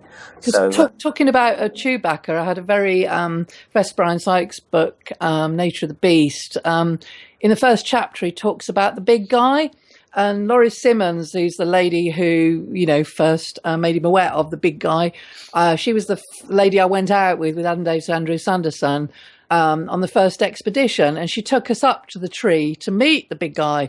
Now, supposedly the trees are often hollow and rotted out there, and they go into all these volcanic tunnel systems. So in theory, something can be in the middle of the tree, and there can be something in there. Anyway, she took us up to the tree, and initially we just heard a few taps, and I thought, it's a territorial rabbit or a hare or something. So I didn't take it too seriously. And then the other guys went out, came back shaking, and these are like, there's Tim Friel, who's a zoologist, Adam Davies, literally shaking all over with fear. And I said, what's this then? I said, you've got to come out. And I kept refusing because I thought, oh no, this is silly. And they dragged me out. Anyway, they took me up to this tree, and I stood in front of it, and Laurie said, hello, big guy. Tell Jacky you're there, because she doesn't believe you're there. And suddenly, out the middle of this tree, and I got my hand on the tree so I could hear the reverberation, this thing went, "Arr!" And I literally threw myself backwards over a log and ended up on my bottom with fear. It was absolutely terrifying. And this thing was like well above my head, so it was obviously really tall. So I'm thinking, this is really weird, So she said, get back up. You'll be all right. Won't hurt you. And she said, shall we play the knocking game? And this thing went, "Arr!" And then she starts doing this knocking, and this thing was matching her knocks exactly. 3 knocks, do 3 knocks. And it was the weirdest stuff I've ever had in my life, talking to a tree. It was just bizarre, but there was something in there that was big with a really loud voice.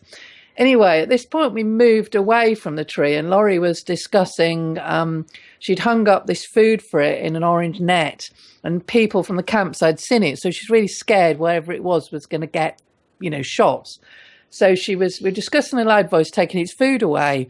And suddenly, you should have heard the roar. It actually hurt your ears. We had to put our hands over our ears. This massive roar came out of this tree. And then this thing literally started hitting the inside of this tree like one of those small bulldozers, And we're just looking at each other in complete disbelief, like ready to leg it, because we hadn't yet seen this thing. And we've been trying to sort of track where it was coming from. We reckon it was coming into a tunnel miles away, because two of the guys kept circling, trying to find the entrance to this tree, and they couldn't. So it must have been a couple of miles away. You know, we're doing it for days.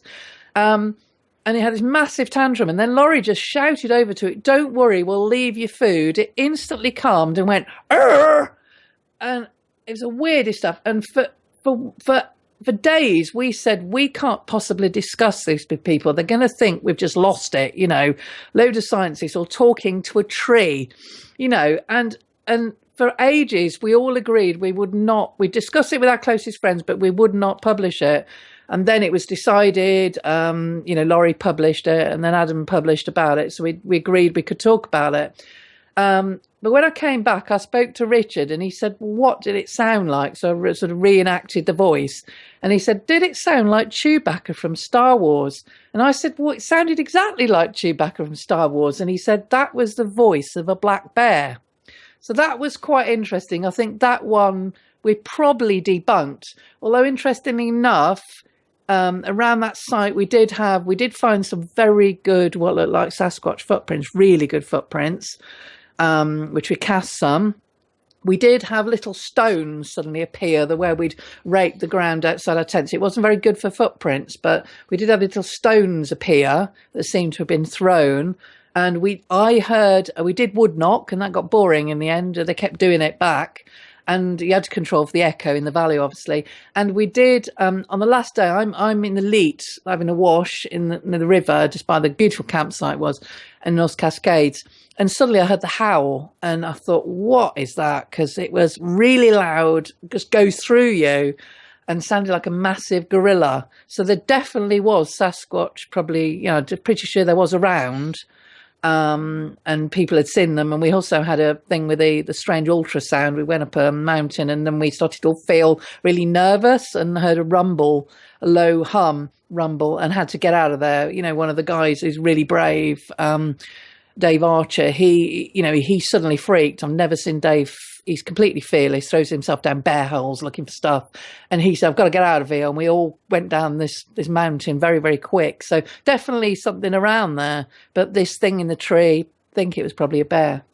So the thing is, though, if it was a bear, why was it kind of like copying the knocking? Unless they will do. They're a bit like, they will mimic. You said that, didn't you? Bears Richard? are very intelligent. They're related to dogs, and you can get them quite tame. Even wild ones, that's why you're never supposed to feed them, because they will do things for food like dogs will. But I think we've talked about Bigfoot for ages now. I think we need to move on. There's more. I suggest the same thing. So, Richard, open the court up a bit. What else can we talk about?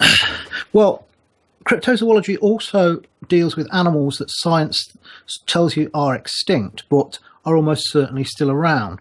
Perhaps the most fascinating of these, and it is the logo of the Centre for Fortean Zoology, which is the organisation I work for, is the Tasmanian wolf, or thylacine. Now, this is an animal that looks like a wolf or a dog, but with a stiff kangaroo-like tail and stripes down its hindquarters, rather like a tiger's. But it's not a dog or a wolf or a tiger. It's a flesh-eating marsupial. And it's a great example of convergent evolution. That's where two organisms that are not at all related and often live on opposite sides of the world will evolve to resemble each other because they are fulfilling the same ecological niche. They're doing the same thing. So the thylacine has evolved to resemble the placental wolf because it's hunting in a similar way. The main difference is wolves hunt in packs, thylacines hunted alone or in pairs. Now, the thylacine used to be found all over New Guinea, Australia and Tasmania, and it was supposed to have died out in New Guinea and the mainland a couple of thousand years ago and survived only in the island of Tasmania. When humans first got over there in the early 19th century, they brought sheep with them, which the thylacine took a liking to. Now, the Europeans devastated Tasmania. They wiped out the Tasmanian emu completely. They hunted the Tasmanian Aborigines into extinction, certainly into cultural extinction. The only ones that survived were ones that were completely integrated into white culture. And they hunted the thylacine as well because it was preying on the sheep. And there were several bounties put on it for money paid for thylacine skins or dead thylacines. And a couple of thousand were killed. The last wild one was shot by a guy called Wilf Batty in about 1930. And the last captive one died in 1936 in Hobart Zoo.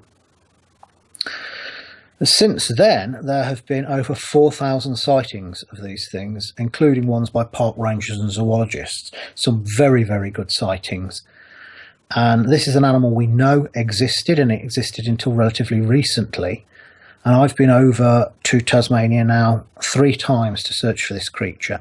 And I've talked to witnesses, old ex-loggers, bushmen, a park warden, all of whom have no axe to grind, but have either seen the thylacine or heard its very distinctive call. And the island of Tasmania is about the same size as Ireland, the country, but the population, the human population, is less than 500,000, and they live mainly in the cities of Launceston and Hobart and a few scattered towns. When you get over to the west of the island, there is masses of wilderness, particularly in the southwest. Mountains, forests, and it's almost certain that the thylacine is still hanging on in there. It's supposed to have a very distinctive smell similar to that of a hyena, and I was on a forest track once and I got this smell. I used to be a zookeeper. I know what a hyena smells like, and it smelled exactly like a hyena. And you could walk through the area where this smell was. It was as if the creature had come across the forest path and left this smell behind it. And we've gone out there with baited camera traps and done night drives with cameras running constantly on the front of our car. I go over with a guy called Mike Williams, who's from mainland Australia. He's been out there 14 times now, so he's really dedicated to the cause. Well, we've yet to see the creature, but I've seen some spectacular evidence, some of which I'm not at liberty to talk about at the minute. I'm utterly convinced this animal is still alive. It's been called the healthiest extinct animal you'll ever meet, and there's a very, very good book by a biologist called Philip Hoare called The Ocean Inside, which is about oceans and islands and life on islands. And there's a chapter about Tasmania, about the genocide of the Tasmanian Aborigines and the thylacine. And at the end of it, he says that there are all these sightings, and yeah, of course, some of them might be hoaxes, but he says that he was in an institute, and he's careful not to name names here. He says that he was in an institute in Tasmania, which probably means one of the 2 big natural history museums, when somebody lets slip something that they shouldn't say, and then hastily says, "Oh, it's not our secret to really to reveal." But by what this person says, and then retracts very quickly. He believes that they know it's still there, that sooner or later they'll admit that this animal is still around.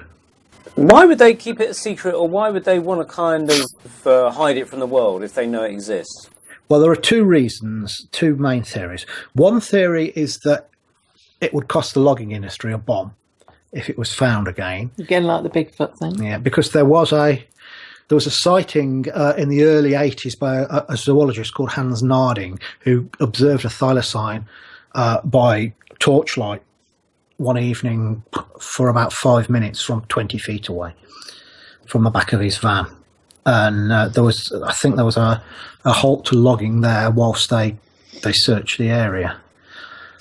But it seems that logging doesn't really disturb the thylacine that much because they don't have permanent layers. They move on every few days.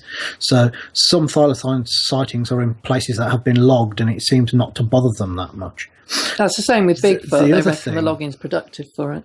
The other thing is that the thing that I think is the more likely is that they want to protect it. They know it's still there, then they don't want the world and his wife traipsing to these places where it isn't disturbing it. They want to keep it under wraps, and I think that's why they're being a bit cagey. Or could it be some kind of result of some kind of weird genetic experiment that they're still playing with? Who knows?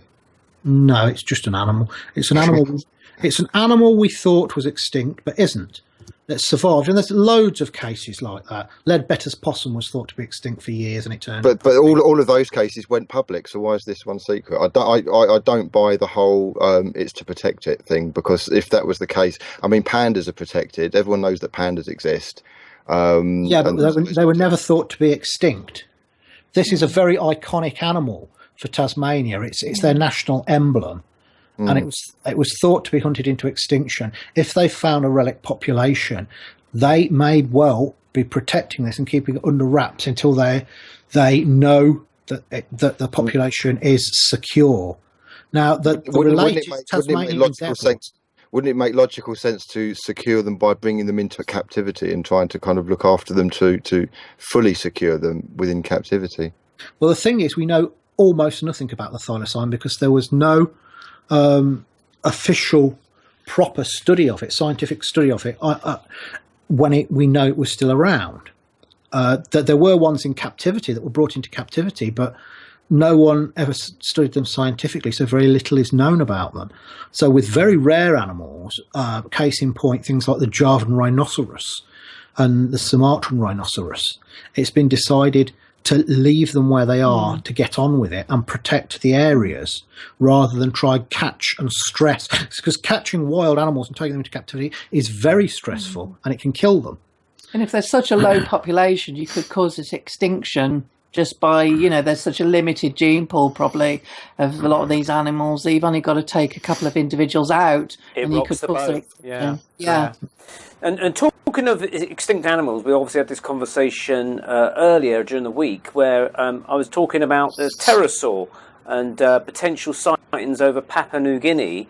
For pterosaur, that's like pterodactyl for some people. I talked about this story about this guy that was in a plane heading out from Australia to go past Papua New Guinea. I think he was on his way to the Philippines, if memory serves me correct. And he was a pilot, a very sceptical sort of guy, I understand.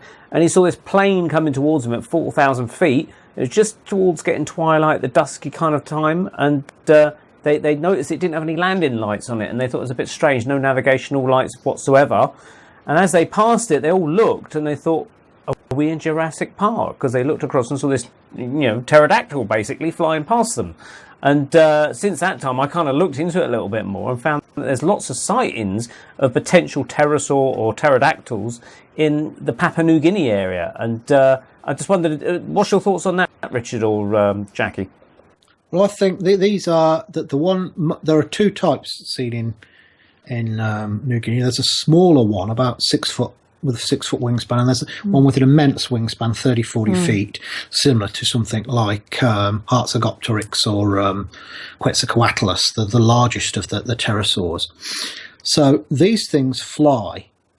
They're in the sky, right?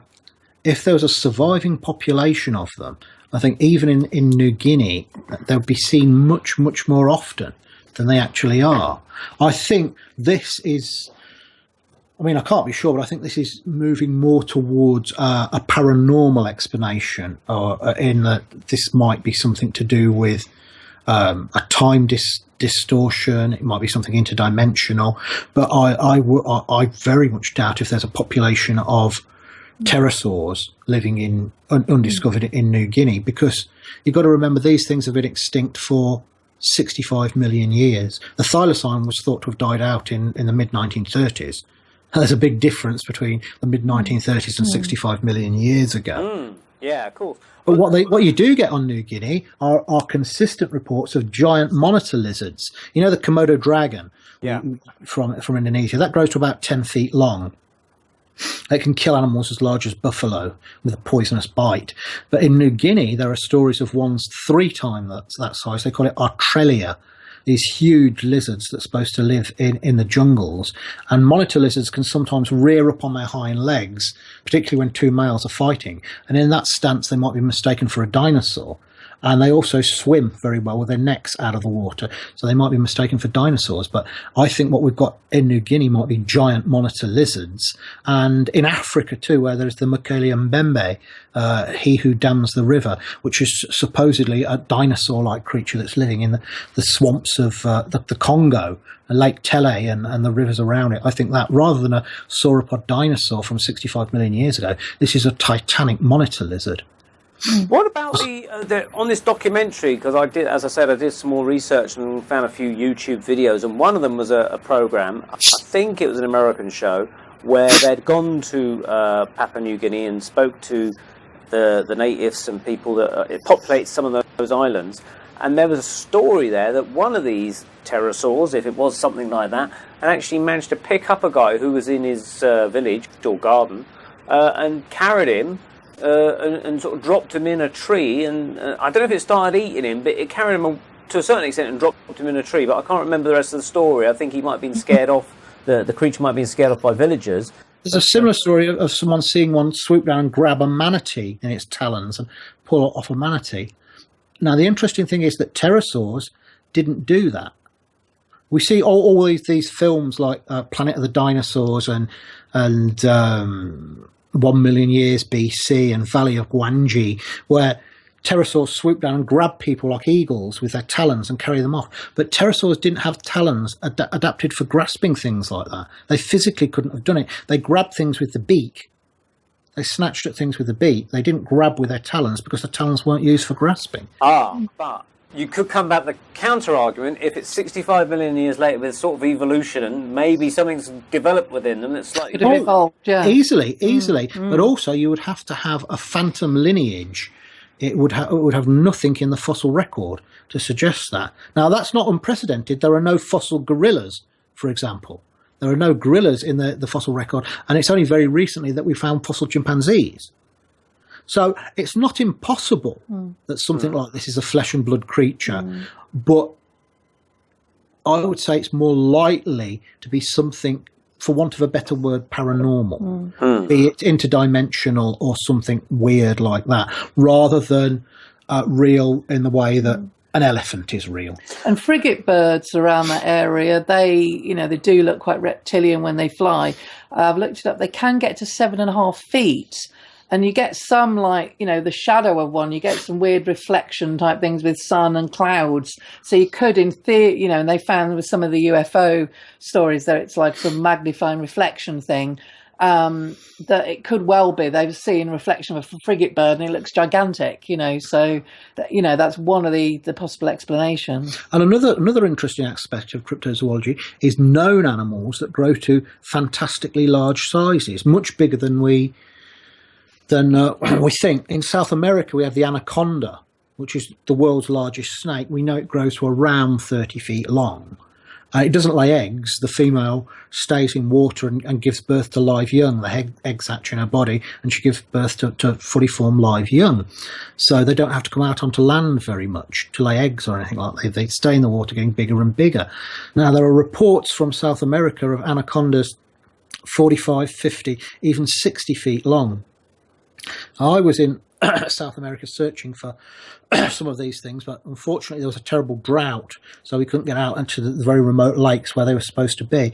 But our guide, who was a guy called Damon Corrie, who's a Eagle Clan Arawak chieftain, really nice guy, he said that he met some hunters from his tribe who'd been at a remote lake called Corona Falls, and they'd seen an anaconda so vast that they'd just run away from it. And he said, how big was it? And they pointed to a palm tree, which was about 30 feet long, and they said there was a dead palm tree lying on its side in the water that was similar length to that, and the snake's head and neck stretched over one side and its tail stretched over the other. So it was at least 40 feet long. And other areas of the world, we get reports of these gigantic snakes. In 1959, in Katanga, in the Congo, there was a pilot called, what was his name? I think it was Alexander Ramey, his name was. And he was a charter pilot. He was a Belgian, and he'd been a fighter pilot in World War II.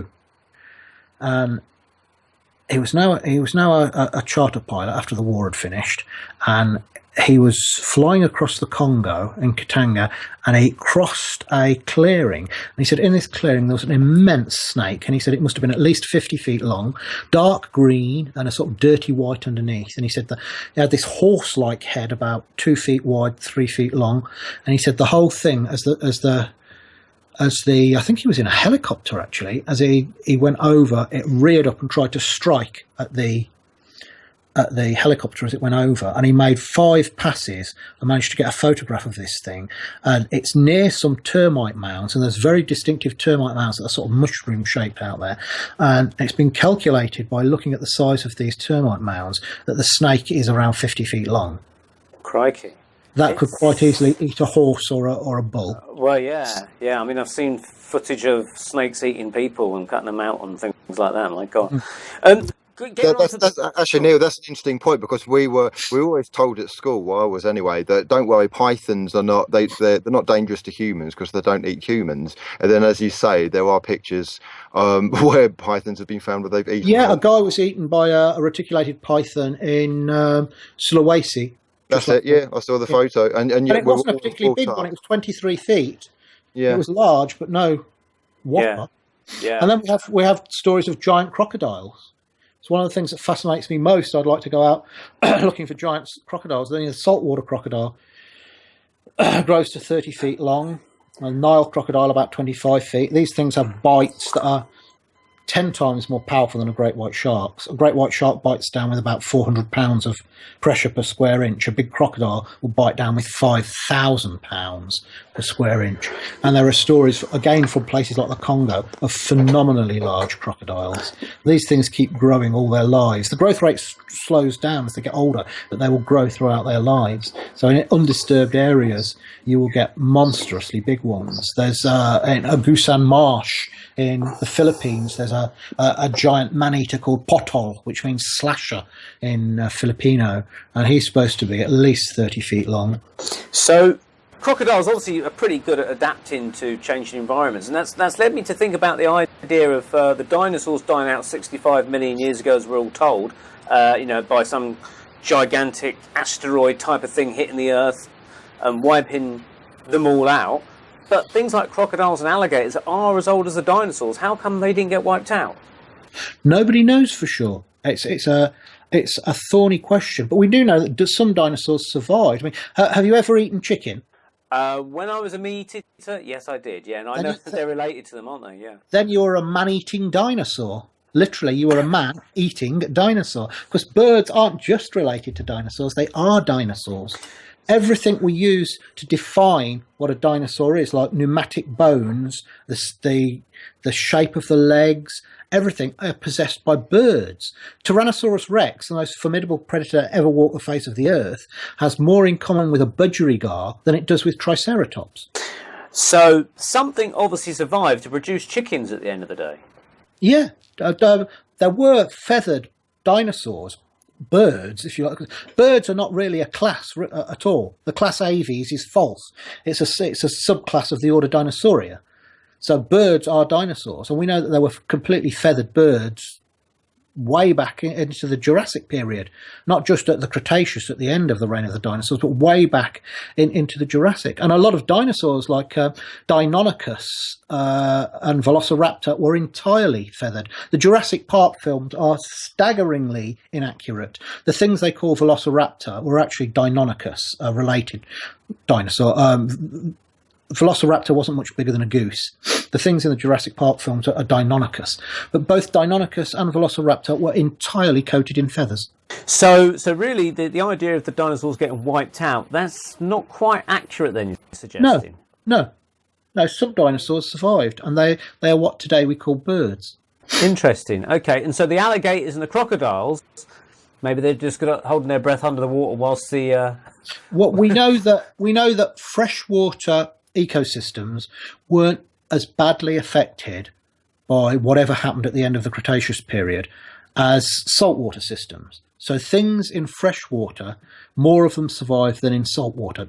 It wasn't just the dinosaurs that died out, it was a whole lot of other organisms as well, like ammonites, and a lot of things in the sea completely disappeared as well. But the coelacanth, is it? The fish? Coelacanth survived. The coelacanth, it was thought completely extinct until the 1930s, and they found them off South Africa and Madagascar. And recently, they found a different species living in Indonesia, in the seas off Indonesia. No, my friend told me that they actually found one in the Thames in London. I don't know how true that is, but no, they didn't find one in the Thames. But the fish and chips were great.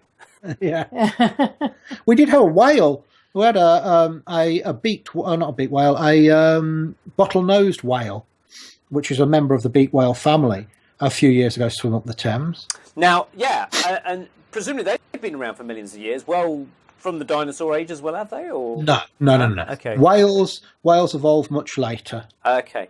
All right. Well, I think we're actually drawing to a close now. Unfortunately, we're running out of time. Andy, any last words before we shut up shop, as it were?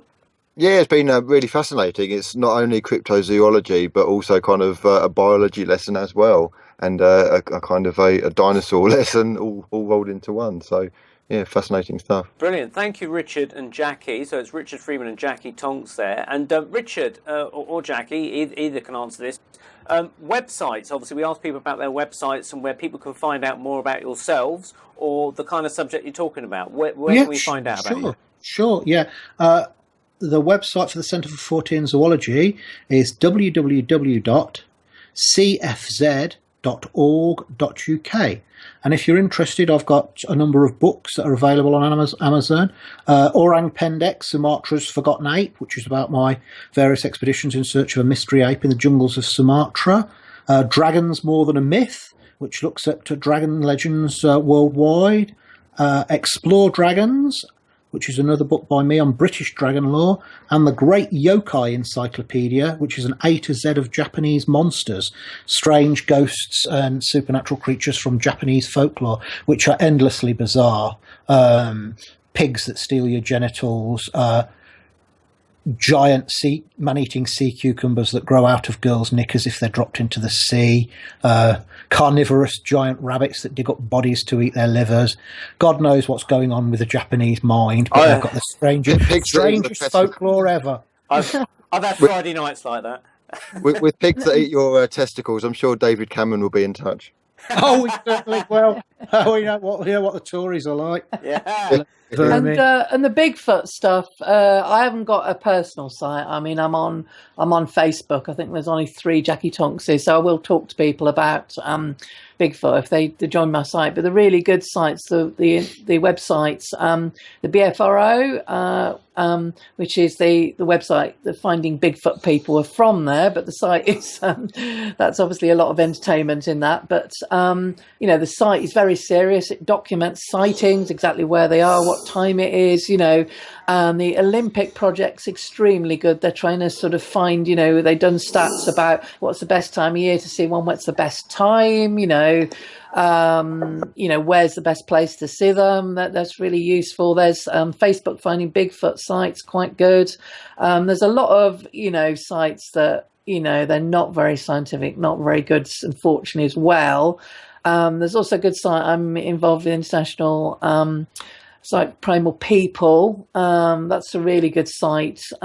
People who believe very much in habituation, because they're doing the habituation project with Bigfoot, like they do with mountain gorillas. They reckon they're going around chasing it with camo. It just thinks it's been hunted, so it's going to leg it. But people reckon they're doing some good habituation projects as well. So that's quite an interesting site. So there's a lot of good sites there. Lovely stuff. Okay, well, thank you very much. It's been a very enjoyable 2 hours, Richard and Jacky, and hopefully listeners, if they want to follow up on that, follow the information given there by Richard and Jacky into the cryptozoology websites and things like that. And we'd love to have you back when you do come back from Russia, hopefully all intact, with hopefully some great pictures and stories to tell us. So Richard and Jacky, thank you very much for taking part in the Paranormal Peep Show.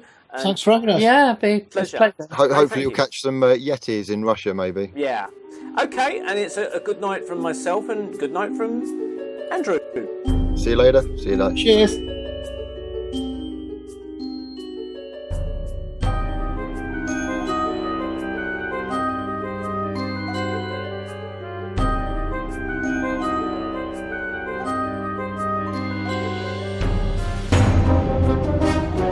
Bye.